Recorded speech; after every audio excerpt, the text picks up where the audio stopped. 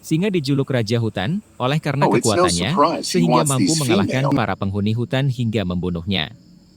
Dibandingkan dengan karnivora lainnya, singa adalah paling kuat. Benarkah demikian? Ternyata singa tidak sekuat dan sehebat sebagaimana gambaran banyak orang. Dalam video ini, singa dapat dikalahkan, bahkan akhirnya terbunuh, cukup oleh kerbau. Ini adalah perang antara kawanan singa versus kawanan kerbau. Perang dipicu oleh dibunuhnya anak kerbau oleh seekor singa betina, yang membuat induknya marah, lalu melaporkan kepada kawanan kerbau lainnya untuk balas dendam. Kerbau-kerbau bersatu, kompak, dan tiada takut menyerang secara brutal kepada singa. Berat badannya 3 hingga 5 kali lipat ketimbang musuhnya singa, memungkinkan kerbau membanting tubuh singa. Dengan tanduknya yang tajam dan kuat, banyak singa yang sia-sia melawan dari gempuran antara tajamnya tanduk dan beratnya bantingan kerbau. Dalam suatu pertempuran, beberapa ekor singa terjebak di antara kawanan kerbau. Mereka jadi bulan-bulanan, bahkan beberapa singa dipelantingkan oleh tanduk-tanduk kerbau yang kokoh ke udara, jatuh, dan dilambungkan lagi ke udara, hingga akhirnya mereka jatuh di tanah tak berdaya.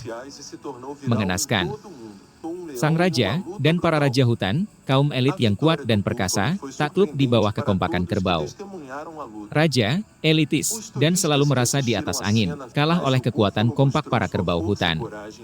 Benar-benar memilukan, juga memalukan, karena bagaimana mungkin yang kuat ternyata lebih oleh hanya kekompakan.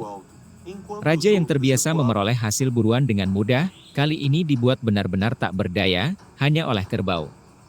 Kawanan kerbau tampaknya menyadari, jika selama ini jadi bulan-bulanan singa, maka kali ini gantian singa harus jadi bulan-bulanan kawanan kerbau, dan ini saat yang tepat.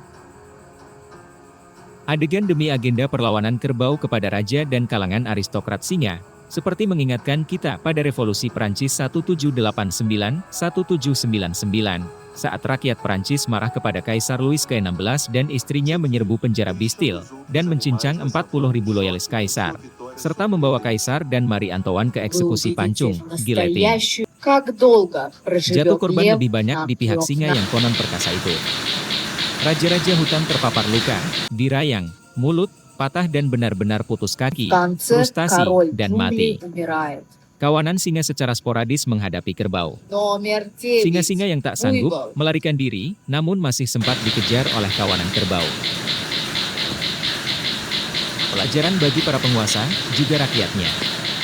Saya Nur Hidayat Sarbini, sampai jumpa.